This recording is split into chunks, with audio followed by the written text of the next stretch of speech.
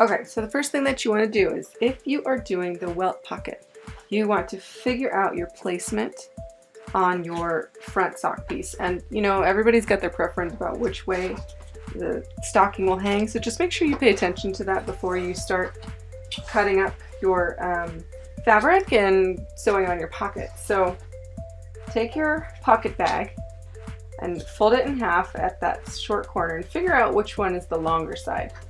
That longer side is going to be the back of your pocket.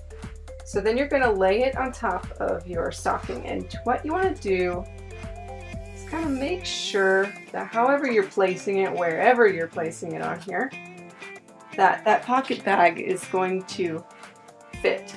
It's not going to get sewn apart when you stitch your front and back sock together. So I think for me, I like it right about there. So I'm just going to use this to kind of mark my place here of about where I want that to go. And then I am going to take something to mark it and just kind of draw a line there. Just faint enough to where you can see. If you've got, you know, chalk or whatever, use that. I've got a little line here. I'm not sure if you can see that. And then you're going to take your welt pieces and you're going to fold them in half. Mine's leather, so I can't really press it, but I do recommend, if you're not using something like leather, that you press it. Line up the raw edges right at that marking that you made and pin your piece to the stocking. Now that I've got this welt piece pinned in place, I'm going to take my other welt piece, fold that in half, wrong sides together, and line up those raw edges up to the other one. Pin that in place. Now that I have my welt pieces pinned on to my sock, I'm going to take my sewing machine and I'm going to start about a ½ inch in, and I'm going to stitch right down the middle and stop about a ½ inch from the end on both the top and bottom welts. Now that I have my welts stuck on and stopped a little bit from the edge, we're going to cut start about an inch away from the end of those stitches and cut down the center to about an inch away from the end of those stitches, and then you're going to cut a triangle up to your stitches but not through them, and cut a triangle up to those stitches but not through them on both ends. Okay, and I've cut, and you can see a little bit better from the back. There's a triangle at both ends of those stitches and then stop right at my stitches.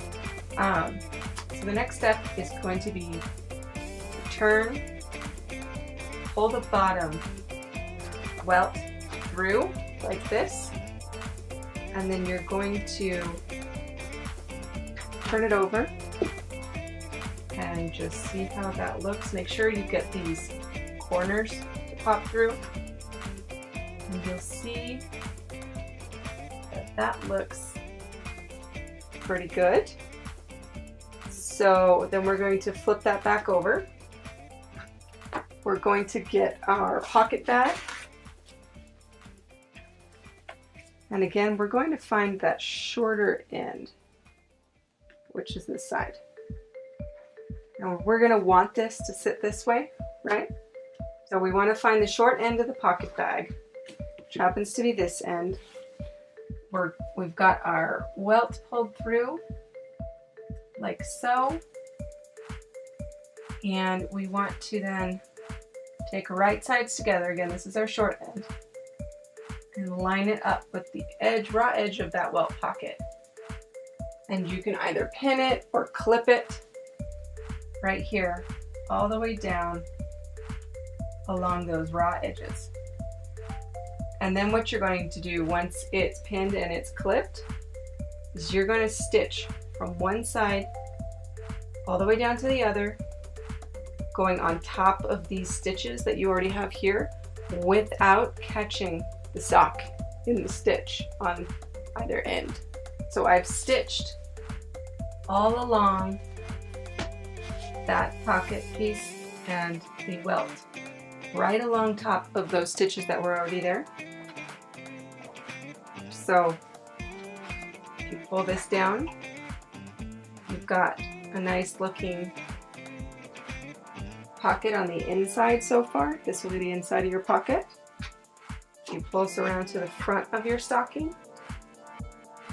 You have those little triangles out of the way again. A very nice looking bottom half of your welt pocket. So now we're going to do the same thing with the top, where you're going to tuck the top welt towards the back side of your sock. And then you'll get to see this is what it will look like when you're all finished. It's that nice little double welt. So fold this back over. All of this is all nice and tucked out. Take the other side of your welt, the bottom. Take the bottom part of your welt pocket, the bottom part of your pocket bag. Fold it up and align it with the raw edges on the top welt, all the way down. And you're going to repeat what you had done before.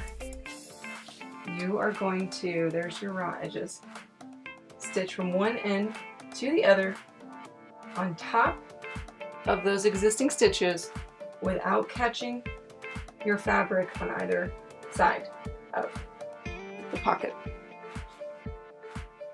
Okay, so you have your welt pieces sewn on. You have the upper one sewn on right along the top of the existing stitches that were there. Now you see I've got this all clipped. You flip it over to the front side and you pull back either of the edges. You see the same thing on both sides. You'll have that triangle tab.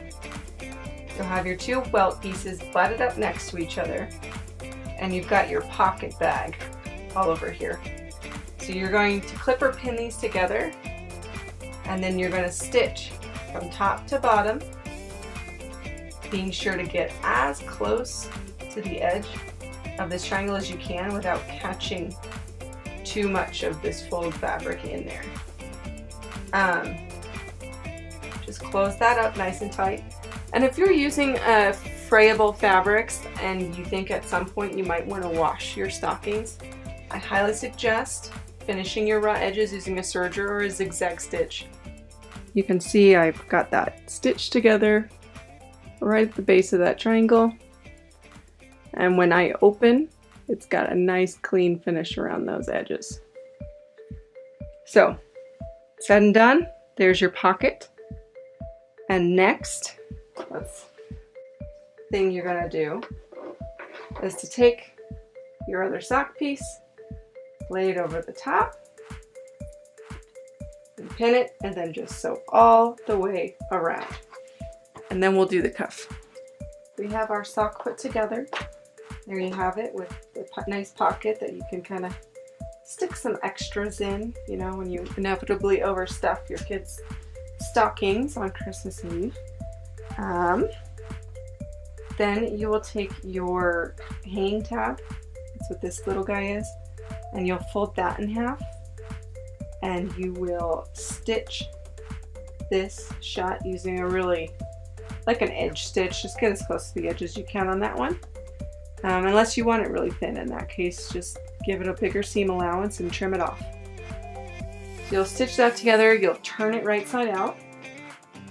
You're going to take both of your fold over cuffs, you're going to turn right side out, line up the short ends, like so, and you are going to stitch these using a 3/8 seam allowance.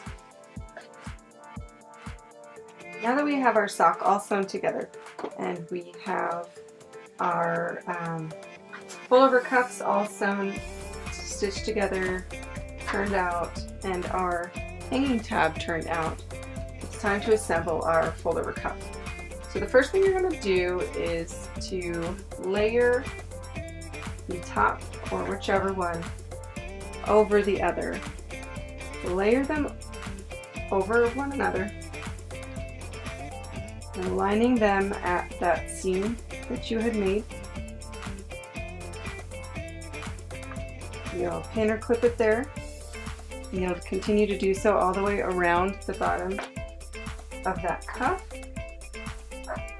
And then you're going to stitch along the bottom.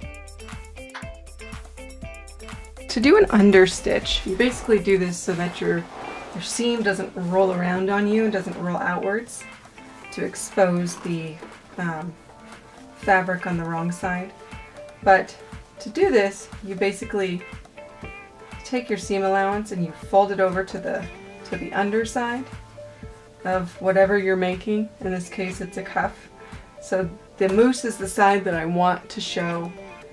This side is the back of the cuff.